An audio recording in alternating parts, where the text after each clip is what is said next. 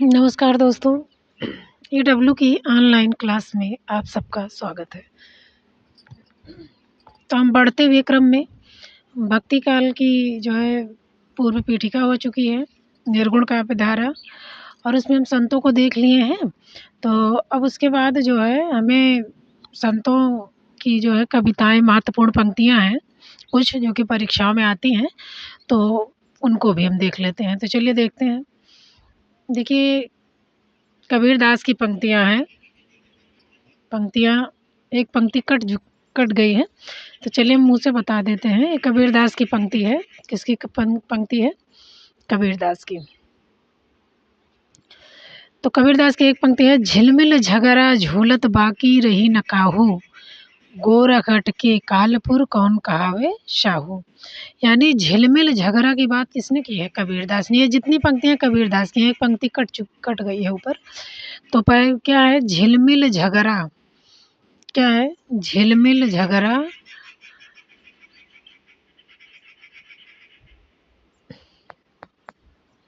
झिलमिल झगरा झूलत बाकी रही न काहू, गोरख हटके कालपुर कौन कहावे साहू। तो झिलमिल झगरा की बात किसने की है? कबीरदास ने। झिलमिल झगरा की बात किसने की है? कबीरदास ने।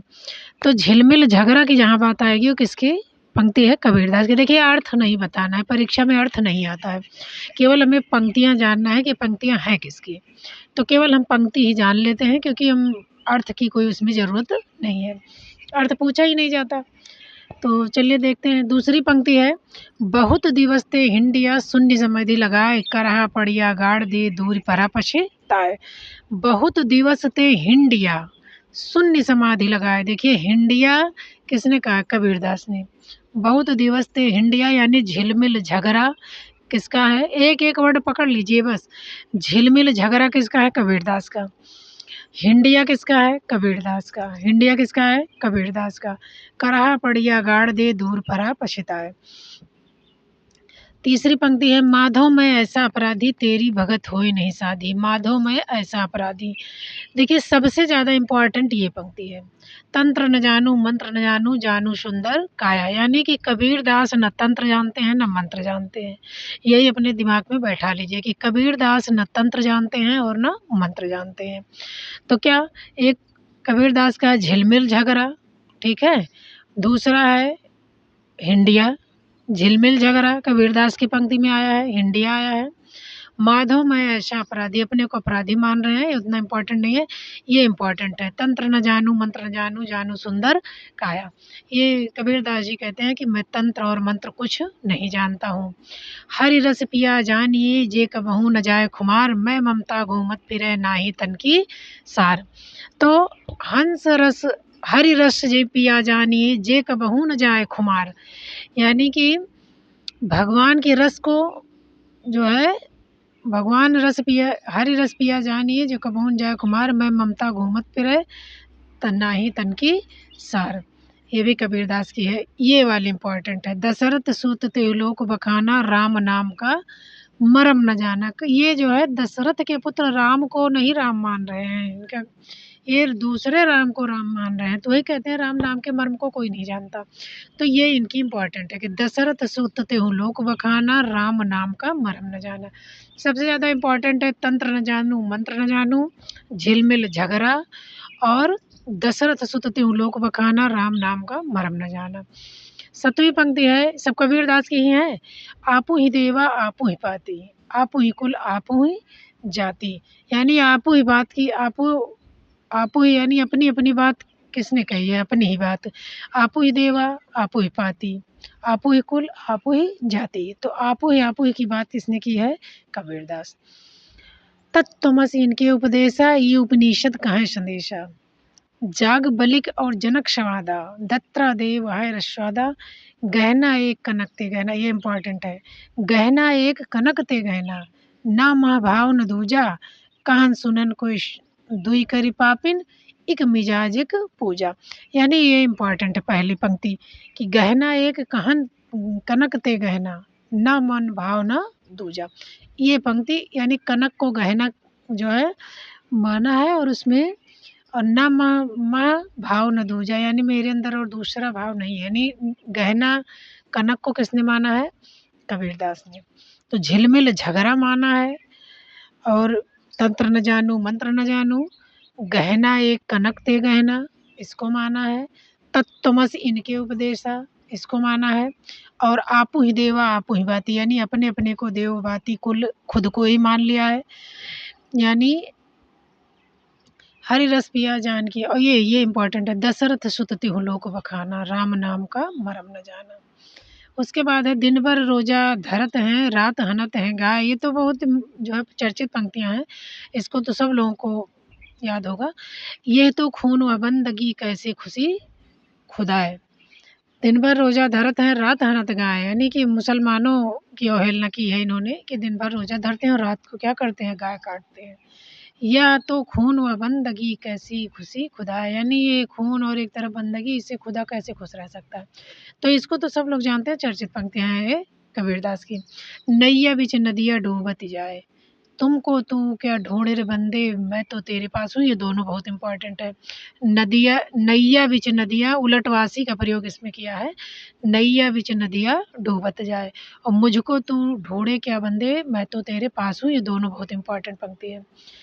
इसको भी सब लोग जानते हैं। मसी कागज छुओ नहीं, कलम गही नहीं हाथ। कहते हैं कि ना मैंने कभी जो है मतलब कलम और स्याही, मतलब स्याही और कागज कुछ भी मैंने नहीं छुआ। और तुम निज जानो गीत है यही निज ब्रह्म, जिसे तुम गीत समझते हो ये क्या है? ब्रह्म का विचार है। ये भी इम्पोर्टेंट पंक्ति है, ये भी इम्पोर्टेंट है, ये भी इम्पोर्टेंट है। मैं कहता आँखें की देखी, तू कहता कागज की लेखी, ये भी इम्पोर्टेंट है। हरि जननी मैं बालक तेरा, और ये सब हम लोगों को याद भी है क्योंकि बचपन से पढ़ते चले आ रहे हैं। शतगुरु हमसू रीझ कर कहा एक प्रसंग, वर्षा बादल प्रेम का भीज गया। यानी कबीरदास जी कहते हैं कि मेरे सतगुरु ने हमसे प्रसन्न होकर के ऐसी बात कही कि प्रेम के बादल की वर्षा हुई और मेरे सारे अंग भीग गए। ये भी इम्पोर्टेंट है। जे तू बाभन बभनी जाया, तो आन बाट काहे ना है। उसको बता रहे हैं जो जाति पाति का विरोध कर रहे हैं कि जो जो तुम बाभन के ही औलाद हो, तो मतलब जब खुद को बाभन कहते हो या कोई भी जाति पाति का विरोध कर रहे हैं, तो आने का मार्ग तो सबका एक ही है, तो तुम दूसरे रास्ते से क्यों नहीं है? इनका कहने का मतलब ये। हरि मोरा पीऊँ मैं हर की बहुरिया, ये भी इम्पोर्टेंट है। हमनम है इश्क मस्ताना, हमन को होशियारी क्या। हमनम है इश्क मस्ताना, हमन को होशियारी का, ये भी है। साईं के सब जीव हैं कीरी कुंजर दो, यानी कि जो छोटे जीव जंतु और कुंजर यानी हाथी तक सब जो है भगवान के ही जीव हैं। इनका कहने का मतलब ये है, ये भी इम्पोर्टेंट है।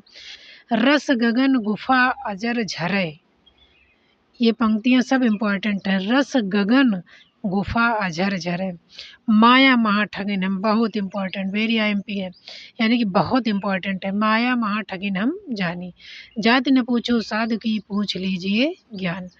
ये कहते हैं कि जिसको मतलब साधु की मतलब किसी से अगर ज्ञान लेना है तो उसकी जाति नहीं पूछी जाती, केवल उसका ज्ञान देखिए। तो जाति न पूछो साधु की पूछ लीजिए ज्ञान।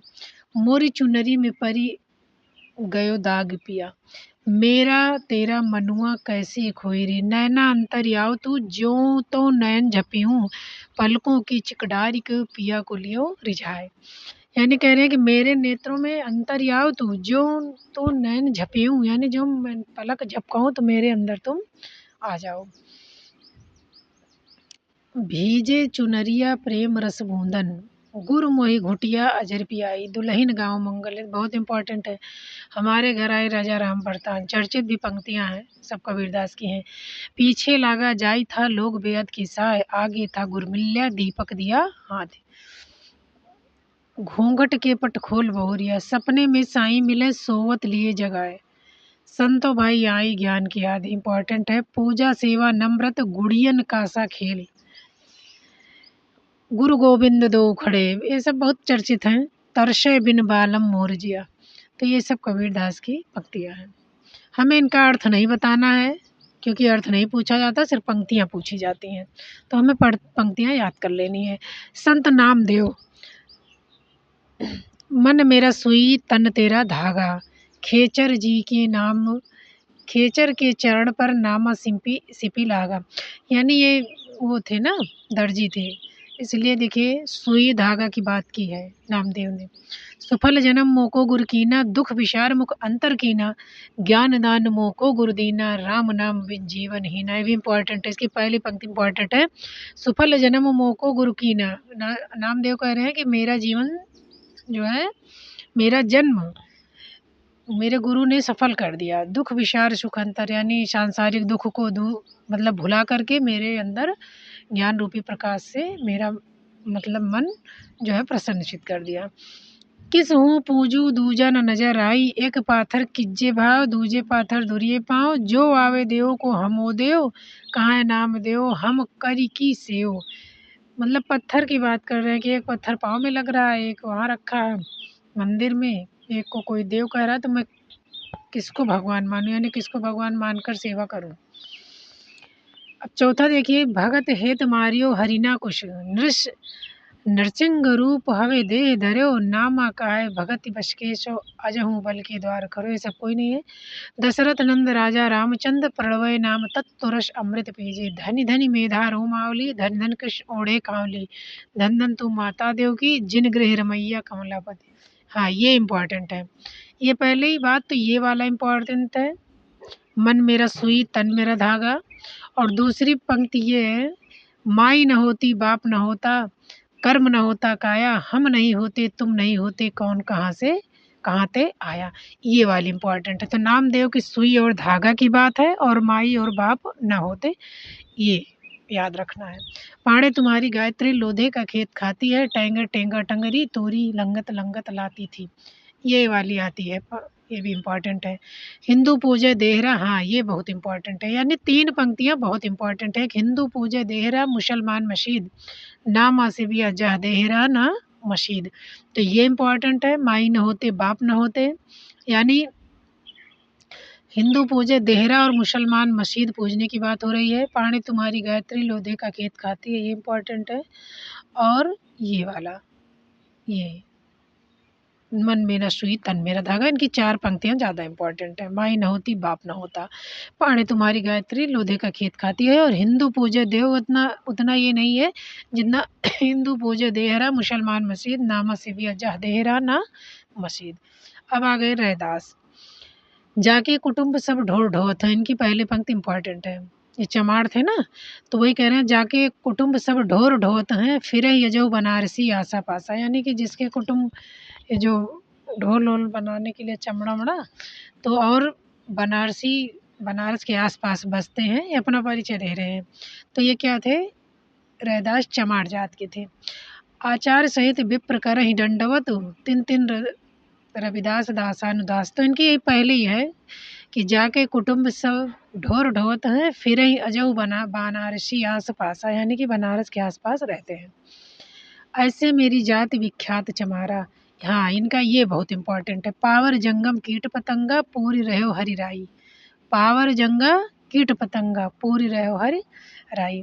गुण निर्गुण कहियत नहीं जाके, ये इम्पोर्टेंट है। गुण निर्गुण, यानी कि जिसका गुण और निर्गुण मतलब का बखान नहीं किया जा सकता। अब कैसे छूटे राम नाम रट लागी, प्रभु जी तुम चंदन, हाँ ये इम्पोर्टेंट है। ये एक तो ये पावर जंगम कीट पतंग, ये इम्पोर्टेंट है। और ऊपर ये वाली, जाके कुटुंब सब ढोर ढोत हैं, ये इम्पोर्टेंट है। और गुण निर्गुण कहियत नहीं जागे, और प्रभु जी तुम चंदन हम पानी, ये रैदास की है। जाति ओछा पाती ओछा, ओछा जन्म हमारा। ये मतलब अपने आप को तुच्छ मान रहे हैं, चमार थे ना जाति के, इसीलिए कह रहे हैं कि मेरी जाति भी उच्च, जाति पाति सब छोटी थी और मेरा जन्म भी ओछा था।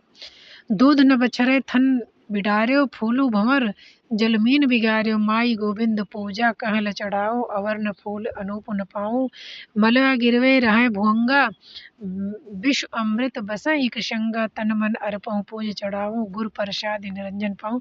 ये कह रहे हैं कि अगर दूध मतलब हर चीज़ कह रहे हैं, किसी न किसी का जूठा है, मैं क्या चढ़ाऊँ। दूध को बछड़े का झूठ बता रहे हैं, फूल को भौरे का, जल मीन का, फूल फल जो है भौरे का, मलया गिर पर भुअंग रहते हैं, यानी चंदन लगाऊं तो भुजंग है, विष अमृत बसई एक संगा, विष अमृत एक साथ रहते हैं। तन मन अर्पण पूज, मैं आपको केवल तन मन से, अपना तन मन अर्पित करके मैं जो है पूजा करूँगा, गुरु प्रसाद निरंजन पाऊँ, मैं भगवान का हमेशा प्रसाद पाता रहूँगा। अखिल खिले नहीं का पंडित को न कहे समझाई, अवरन वरन रूप नहीं जाके कह लो लाए समाई। चंद सूर्य नहीं रात है, रात दिवस नहीं, धरन आकाश नभाए, करम अकरम नहीं, शुभ अशुभ नहीं कर कही देव बड़ाई। जब हम होते तब तू नाही, अब तू मैं नहीं। देखिए ये कबीर की पंक्ति से मिलती है, जब मैं था तब हरि नहीं, अब हरि है मैं ना है। उसी प्रकार इन्होंने लिखा है कि जब हम होते तब तुम नहीं, ये इम्पोर्टेंट है कि जब हम होते तब तू नहीं, अब तू है मैं ना है। अतल अगम मैं लहरी, मैं उदध जल केवल जलमाए। तो इनकी पहली पंक्ति है कि जब हम होते तब, यानी कि जब हम होते हैं तब तू नहीं होते, और जब तू होते हैं तो मैं नहीं होते। ये किसकी है? रविदास की पंक्ति है। माधव क्या कहिए प्रभु ऐसा, जैसे मानिए तो ही न तैसा, नरपत एक सिंहासन सोइया, सपने भया भिखारी। हाँ ये इम्पोर्टेंट है। मन चंगा तो कठौती में गंगा, किसका है? जो है रैदास का। तो इनका कौन कौन सा इम्पोर्टेंट है देख लेते हैं। जाके कुटुंब सब ढोर ढोत हैं फिरे, अगर इनकी जाति आप चमार समझ लीजिएगा तो पकड़ लीजिएगा, ये इम्पोर्टेंट है।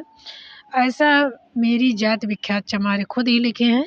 इनका ये इम्पोर्टेंट है। पावर जंगम कीट पतंग, और गुण निर्गुण कहियत नहीं जाके, ये है।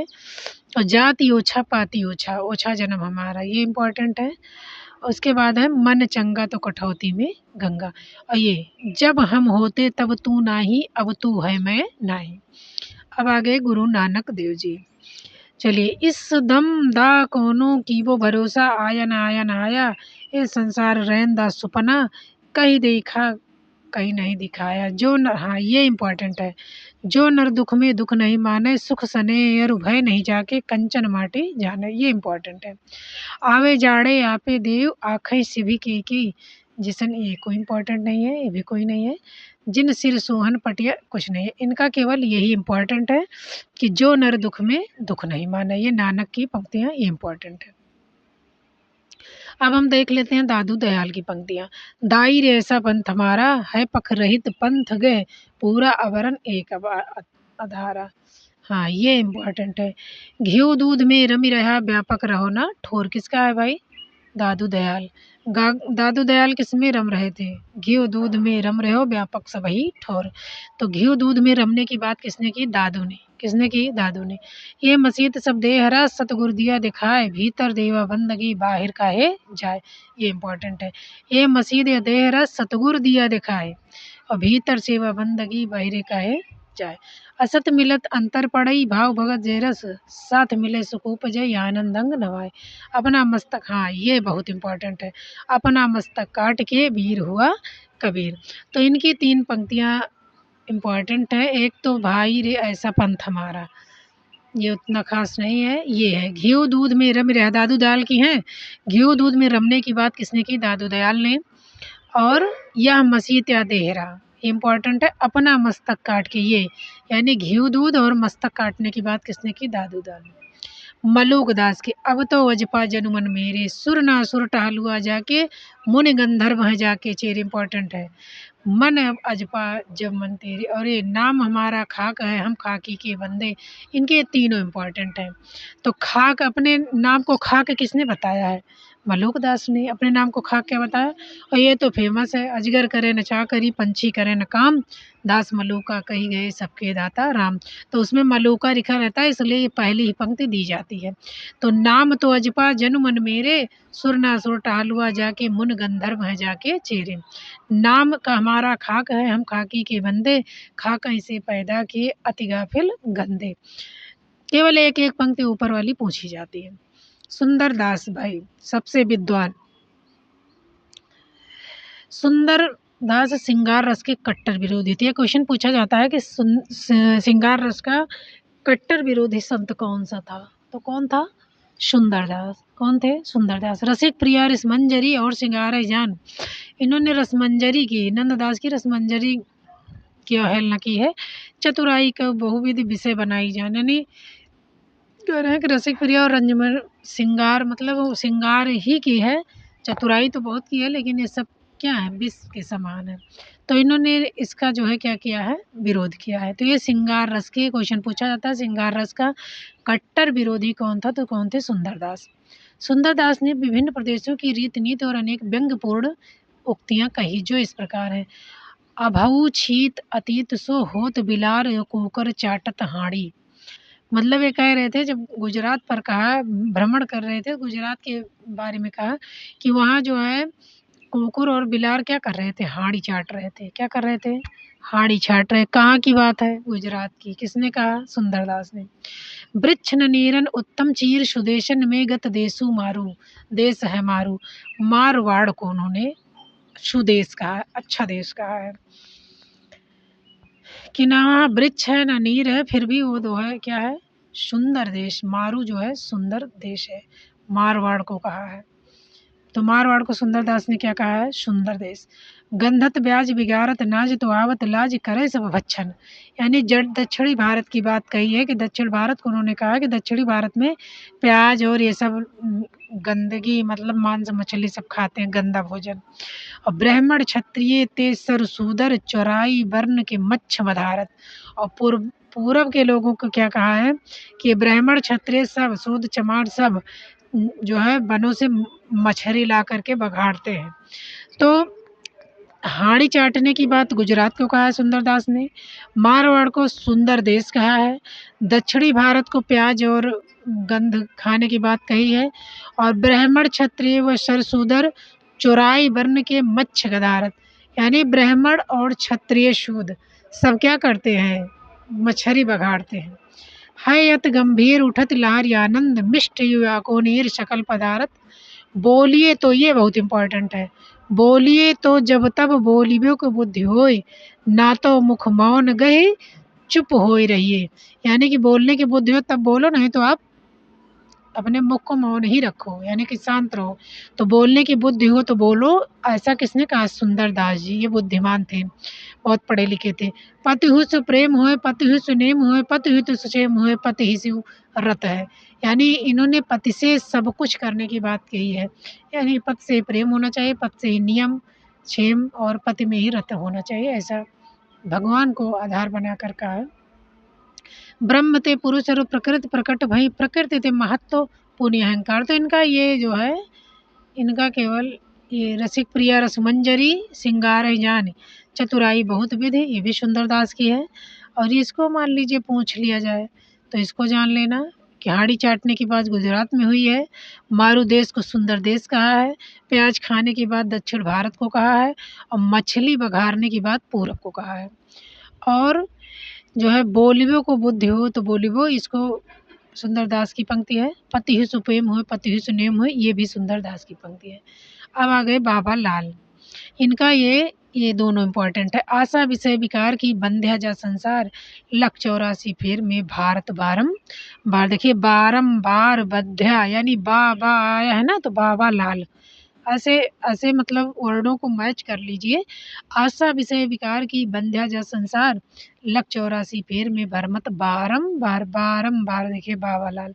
देहा भीतर श्वास है, स्वाहा भीतर जीव, जीव भीतर वासना, किस विध पइयो पीर।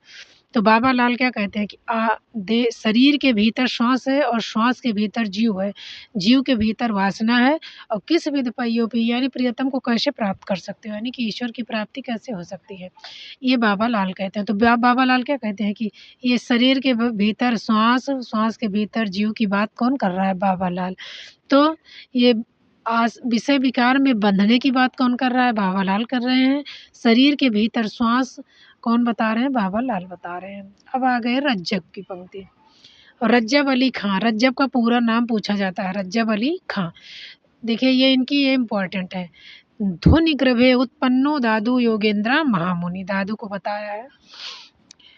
और जो है वेद सुवाड़ी कूप जल, दिखसु प्रापति हो, शब्द साखी सरवर सले सुख पावे सब कोई। कह रहे हैं कि वेद तो क्या है, कुएं का जल है, देखने से प्राप्त होता है। और शब्द साखी, और शब्दी और साखी जो है सरवर सरिल, यानी कि ये तालाब के जल के समान है, जिन्हें पी करके सुख की आनंद की प्राप्ति होती है। तो ये वेद सुवाड़ी कूपजल, वेद को सुवाड़ी यानी कूपजल किसने कहा है, तो किसने कहा है, रज्जब ने। संतो मगन भया मन मेरा, अहनिश सदा एक रस लागा, दिया दरीबर डेरा। यानी संतो मेरा मेरा मन क्या हो गया, मग्न हो गया है। तो देखिए इनकी तीन तीन पंक्ति हैं। एक धुन गर्भे उत्पन्ने, धुनि गर्भ उत्पन्ने। इन्होंने मतलब दादू को क्या कहा, योगेंद्र महामुनि। दादू को क्या कहा रज्जब ने, योगेंद्र महामुनि, क्योंकि रज्जब दादू इनके गुरु थे। वेद सुआड़ी कूप जल, और इन्होंने वेद को क्या कहा है, मतलब वेद की सुंदर बाड़ी कुएं की जल के समान। कहने का मतलब जल्दी से प्राप्त नहीं होती, आसानी से प्राप्त नहीं किया जा सकता है। तो वेद सुआड़ी कूप जल किसको कहा है, रज्जब को। संतो मगन भया मन मेरा, आने सदा एक रस लागा दिया दरी बे डेरा। संतो मेरा मन मगन हो गया है, तो किसने कहा, रज्जब ने। हरि प्रसाद निरंजनी की है। गुणग्राही गोविंद गुण गावा, भज भजी राम परम पद पावा। हरिदास निरंजनी की है, निरंजनी संप्रदाय के हैं। गुणग्राही गोविंद जो है गुण गावा, तो गुण ग्रहण करके गोविंद की गुण गाने की बात किसने की, हरिदास प्रसाद निरंजनी। यानी गुणग्राही की बात किसने की, हरिदास निरंजनी ने। जम्बनाथ बहुत इंपॉर्टेंट है, ये पंक्तियाँ इनकी भी इंपॉर्टेंट है। जम्बनाथ, गगन हमारा बाजा बाजे मतर फलाती, संशय का बल गुरुमुख तोड़ा पंच पुरुष मेरे साथी। ये बहुत इंपॉर्टेंट है जम्बनाथ के। सींगा, जल बिच कमल कमल बिच कलियां, जहाँ वासुदेव विनाशी, घर में गंगा घर में जमुना, नहीं द्वारका काशी। ये जल के बीच कमल और कमल के बीच कलियां, और कलियों के बीच वासुदेव की कल्पना कर रहे हैं, ठीक है। सींगा जो है जल के बीच कमल, यानी कि ये कमल की ही बात कर रहे हैं, कमल के अंदर भगवान को देख रहे हैं, ठीक है। ऐसे याद कर लो कि कमल के बाद में वासुदेव को देख रहे हैं, कौन, सींगा। अब मन रंगीर समझ ले और मन आई, अंत न होए कोई अपड़ा, यही माया के फंदे में नर आन भुलाड़ा। तो ये कोई उतना इम्पोर्टेंट नहीं है। धर्मदास का देखिए, वरनों में साहेब तुम्हारे चरना, संतन सुखलायक, ये वाली इम्पोर्टेंट है। झरिला महलिया गगन घाराय, मितऊ मड़ैया सुनिकर गए लो। तो ये इम्पोर्टेंट है कि झरिला गए महलिया गगन घाराय, इनका इम्पोर्टेंट है। संत भीखन का है, हरि का नाम अमृत जल, निर्मल यूं औखद जग सारा, गुर प्रसाद कहे जनु भीखन, पाव मोख दोबारा। अक्षर अनन्य का है, परलोक दो साधे, सोई राज योग सिद्धांत, निज राज योग ज्ञानी करत हड़ मूड। जहाँ राज योग सिद्धांत योग और जहाँ योग की बात हो, समझ लेना अक्षर अनन्य की बात है। अक्षर अनन्य की कृतियाँ भी ऐसे हैं। तो चलिए, संतों की मतलब संतों की काव्य पंक्तियाँ खत्म हुई। अब कल जो है हम सूफी संत काव्य धारा पर जो है शुरू करेंगे। तो कल हम वीडियो सूफी संत काव्य धारा पे लेके आएंगे। तो आज यहीं तक, शुभ संध्या, धन्यवाद।